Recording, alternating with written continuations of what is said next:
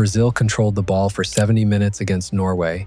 More shots, more pressure, more of everything you're supposed to need to win a football match, and they still went home. That's not a typo. That's not bad luck. That's a 5-time World Cup winner, stacked with Vinicius, Rafinha, and Neymar getting outfought by a country that had never reached a World Cup quarterfinal in its history. Something doesn't add up here. Here's the part that makes it worse. The coach saw this coming, not after the game, not in some post-match excuse. Months before a ball was kicked, Carlo Ancelotti stood in front of cameras and told Brazil exactly what was going to break them. Nobody listened. And when it happened, exactly the way he said it would, the Brazilian Federation didn't fire him, they kept him, through 2030. So the real question isn't why Brazil lost. It's why the most decorated coach in football history couldn't stop something he already knew was coming. Start with the hire, because it tells you everything about the pressure Ancelotti walked into.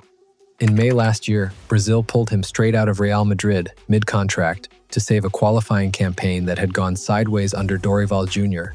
The Brazilian Federation didn't undersell it either. Their president called it a statement to the world, a declaration that Brazil was done waiting to be great again. Ancelotti had just won a Champions League.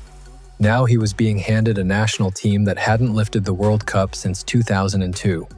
That gap matters more than people admit. Brazil's last golden generation had Ronaldo, Ronaldinho, Rivaldo, Cafu, Roberto Carlos. Attack, defense, control, all balanced. The generation Ancelotti inherited had world-class individuals in attack and defense, and a hole in the middle that nobody wanted to talk about. Ancelotti noticed something else early too, and it says a lot about how he was actually reading this squad.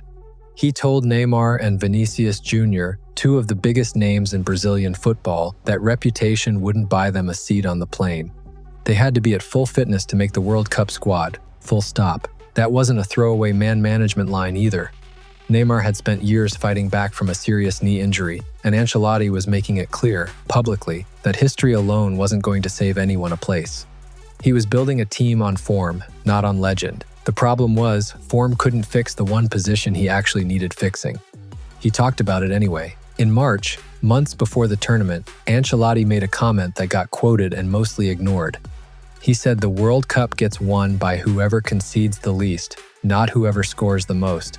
For a country that sells itself on flair, on samba football, on individual brilliance, that's not a throwaway line.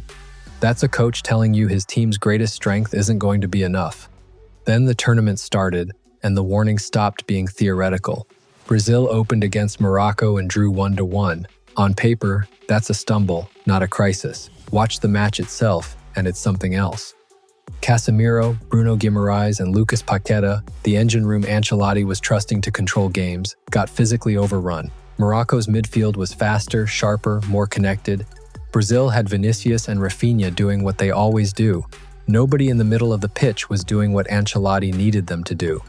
One draw doesn't sink a 5-time champion though, so Brazil did what Brazil has always done when something's broken underneath. They scored their way past it, 3-0 against Scotland. 3-0 against Haiti. Group C, won comfortably, individual brilliance covering for a structural crack that never actually got fixed. It just got outscored. That's the trap. Winning big doesn't mean the problem went away. It means the problem hasn't been tested yet. Scotland and Haiti simply weren't good enough in midfield to make Brazil pay for it. Norway would be. Look closer at those two lopsided wins and the same names keep showing up as the actual problem, not the solution. Casemiro, a Champions League winner and once the most feared holding midfielder in the world, was visibly a step slower than the version of him who used to shut down games for fun. Bruno Guimaraes looked electric for Newcastle every week that season and looked like a completely different, more hesitant player in a Brazil shirt. Ancelotti kept picking the same trio anyway, partly because the alternatives weren't ready, and partly because there simply weren't better alternatives sitting on the bench. Japan tested it, round of 32, and Brazil needed a stoppage time goal just to get past a team that wasn't supposed to trouble them. By this point, the squad was thinning out too. Paqueta was carrying a hamstring issue. Wesley, first choice right back, was ruled out on the eve of the tournament with a thigh injury. Eder Militao was already missing from the defense. Brazil survived Japan, but the team walking into the knockout rounds against Norway was a weaker version of the one that had started the group stage. And that's where Ancelotti's own hand got forced. Without Paqueta available, He didn't have a natural midfielder to plug the gap. So he took Gabriel Martinelli, a winger, and dropped him into central midfield against Norway. Think about what that decision actually says.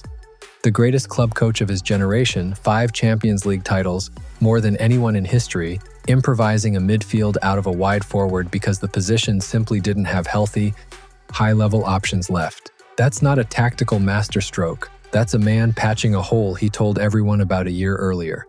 Norway didn't need to be spectacular. They just needed Brazil's plan to fail exactly where it was always going to fail. 14 minutes in, Brazil got a penalty. Bruno Guimaraes took it, not Vinicius, a call Ancelotti later defended by pointing to the statistics behind who converts under pressure. Guimaraes missed. Brazil kept playing, kept probing, and by Ancelotti's own account after the match, controlled the game for long stretches. 70 minutes, by his count. Then Erling Haaland scored. Then he scored again. 2 goals, close together, late, from a player who barely celebrated either one. Neymar converted a stoppage-time penalty that meant nothing beyond the scoreline. Norway went through to their first ever World Cup quarterfinal. Brazil went home in the round of 16, their earliest exit since 1990, a scoreline nobody outside Scandinavia had predicted when the tournament started. Look at the numbers from that game and the story gets even stranger. Norway had 66% of the possession. Brazil actually outshot them, 14 attempts to 9. On paper, Brazil dominated territory and chances. In practice, they lost, because none of that possession or those shots translated into the one thing Ancelotti had warned about back in March: control. Not the ball, the moments. Norway managed the pressure points of the match.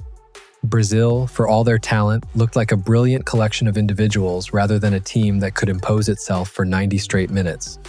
After the final whistle, Ancelotti didn't dodge it. He said it plainly, almost word for word what he'd been saying since the Morocco draw. It's evident we have a problem in midfield. We need new, young, high-level players to emerge. Same diagnosis, delivered twice, a year apart, and in between those 2 moments, nothing had changed enough to stop it from happening exactly as he described. The fallout hit fast. Neymar announced he was done with the national team, retiring from international football on the spot, in tears, kneeling on the same pitch where Brazil's tournament had just ended. Casemiro and Fabinho, both well past 30, are widely expected to follow him out the door. That's not just an emotional exit. That's the entire spine of Ancelotti's midfield disappearing at once, right as he's supposed to be rebuilding it. Not everyone thinks he should be the one doing the rebuilding. Romario, a World Cup winner himself back in 1994, came out publicly and said Brazil should move on from Ancelotti entirely, that there's no justifying keeping him after an exit this early. This shocking for a team that entered the tournament as one of the favorites. The Brazilian Federation disagreed. They're sticking with him through a contract that now runs all the way to 2030. So here's where it actually leaves you. The coach who called this exact failure before it happened is still the coach in charge of fixing it. The players he needs to build a real midfield around are the ones walking away. And the federation that hired him as a statement to the world just doubled down on that same statement 4 years deep into a plan that already broke once. 28 years since Brazil last lifted the trophy, the longest drought in their history. And when you actually line up this squad against the 2002 team that won it, the gap gets uncomfortable fast. That team had 5 players who are now considered among the greatest to ever touch a ball. This one has brilliant individuals in isolation, and a midfield that couldn't hold its shape against Morocco in match 1, and still couldn't hold it against Norway in the last match Brazil played. A year of warning sat in between those 2 matches, and the distance between them barely moved. Ancelotti calls this the start of a new cycle, not the end of one. Whether that's true depends entirely on whether anyone actually listens to him this time, or whether Brazil does what it's always done. Wait for the next generation of forwards to be good enough to outscore the same hole in midfield all over again.